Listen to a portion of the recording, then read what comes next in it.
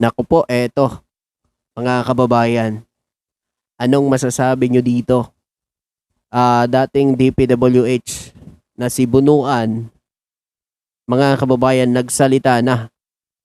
At ito, mga kababayan, si Senador Robin Padilla at si Senador Bongo, nako, dawit sa flood control, mga kababayan.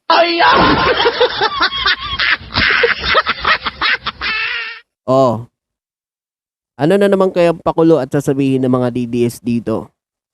Baka sabihin na naman nila script, no?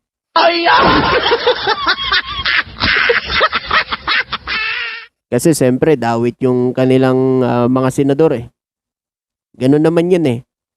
Kapag kasangkot ho, etong mga kalyado o mga idolo ng mga DDS na senador, sabihin nila script, tanim ebidensya daw.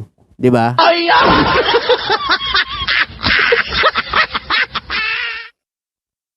O sa mga DDS dyan na nagsasabing script yan, di humarap sila, patunayan nilang wala silang kasalanan na talagang hindi sila sangkot at nagsisinungaling itong si Bunuan. Basta kami, kung may itinuturo at may ebidensya, dun kami mga DDS. Hindi ko kami nasasabi na, ay, tanim yan, script lang yan.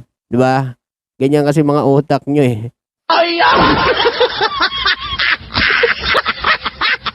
Tapos sabihin nyo, galit kayo sa korupsyon. Pero pag ang mga kalyado nyo o mga senador ninyo nasangkot sa korupsyon, sasabihin yung script, wow, galit ba talaga kayo sa korupsyon? O protector kayo ng korupsyon?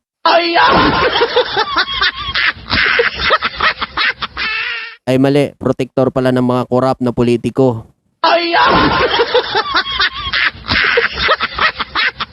Kasi ito ho, mga kababayan, pakinggan natin. Ayan babasahin ko lang balita yan, balita.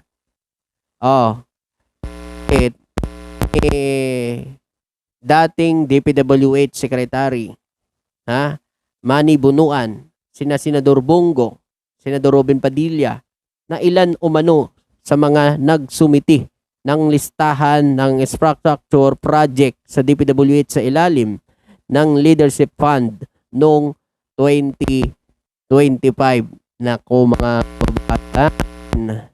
Ayan.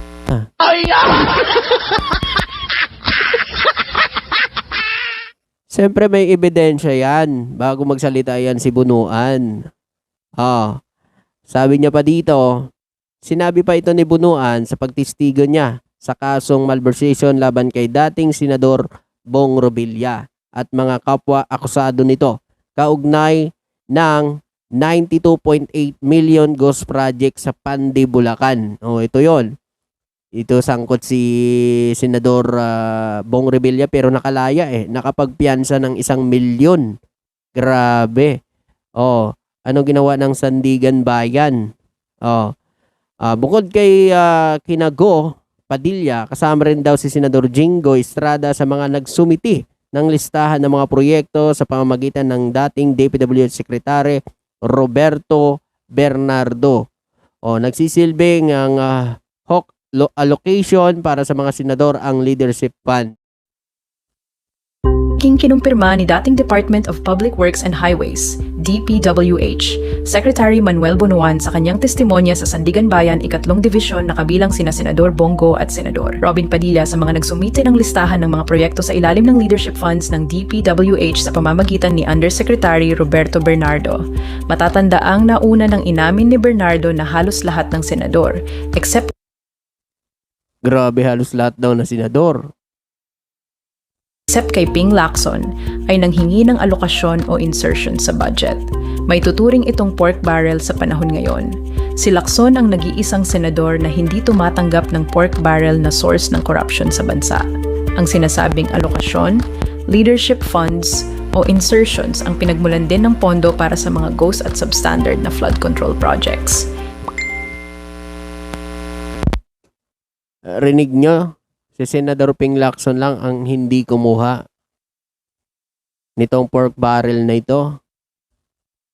So kaya wala humay bato si Senador Alan o sino man dito kay Senador Ping Lacson. Kaya yung Maleta Boys nga hindi nila maidawit to sa Maleta Boys na ito si Senador Ping Lacson Kasi mga kababayan, walang pork barrel yan mula noon hanggang ngayon. Galit nga sa korupsyon yan Tapos idadamay nyo pa. O ngayon mga kababayan, kayo ano masasabi nyo dito? Sangkot kaya sila sa mga flood control? Mga kababayan, dito? Kasi, isa sila sa mga pinangalanan. Robin Padilla, Jinggoy, sino pa? Si Bongo. Nako po, mga kababayan, siyempre tayo, lagi natin hahanapin yung katotohanan. Ebidensya. Doon tayo lagi sa ebidensya. Hindi doon sa mga ano lang. Hindi tayo maniniwala doon hanggat hindi napapatunayan, mga kababayan, 'di ba? Na wala silang kasalanan at totoo yung mga binibintang sa kanila. Doon tayo sa katotohanan, sa ebidensya palagi, 'di ba? Yun naman talaga dapat ganun yung mga leaders Hindi na sinabi pa nga lang ni Bunuan, 'di ba? Oh, sabi na daw script. Ano daw 'yan ang tanim ebidensya. Oh, 'di ba?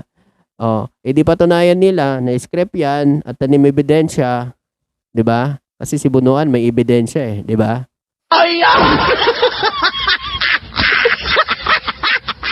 Ito, dagdag ko lang muna to. Kilala nyo ba to? Ito yung vlogger na nag-ikot dun sa baluarte ni Kong Sandro Marcos, mga kababayan. Ito, tapos bumisita sa baluarte ni Sabit, di ba? Didis yan Oh. Ngayon mga kababayan, sana kaya ang vlogger na to ngayon? Ba't hindi niya puntahan i-vlog itong nasira doon sa Ilocosur? Sabi dito, itong vlogger na ito, kinakalat niya sa social media last year na kinurakot daw ni Kong Sandro Marcos ang budget sa flood control. Ngayon, kalikasan na ang gumawa ng paraan para malaman ang katotohanan. Ito ay Narbacan, Ilocosur, baluarte ito ni Manong Sabit. Chabit pala. Habang abala sa paninira kay BBM, yon baluarte niya. Ibinobuking siya sa palpak na gawain niya. Ngayon Mandalolo, saan ka na? Anong masasabi mo dito?